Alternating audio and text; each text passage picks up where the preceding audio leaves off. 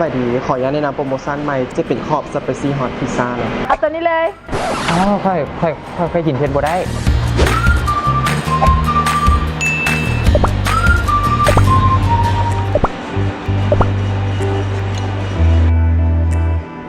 ค่อยซื้อตอกแตกและนี่บาวาแฟนของค่อยเองค่อยเป็นคนที่กินเผ็ดบ่ได้แต่ค่อยก็ได้ต้องตามใจบาวาเพราะว่าตอนยังน้อย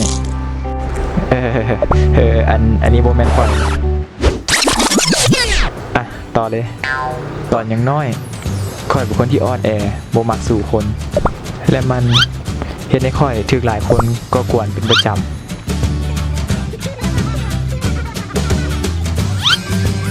เดี๋ยวนี้ก็คือว่านางฟ้าตัวน้อยๆของค่อยที่คอยปกป้องค่อยตลอดจนฮอดทุกมื้อนี้ไปลูกไปเมือง ค่อยยังกินบ่แล้วซ้ำ พอกลับบ้านเนี่ย ขอบใจละลายกระดาษเชิญใหม่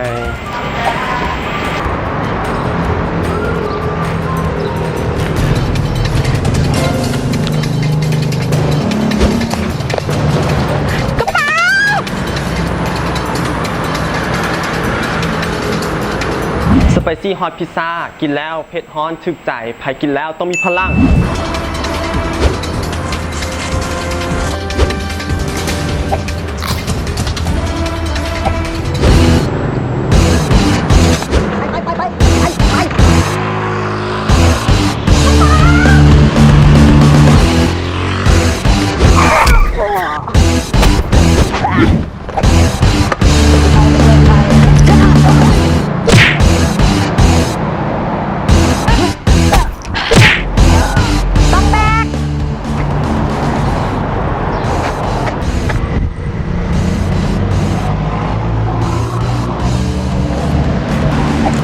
พิซซ่ารสชาติใหม่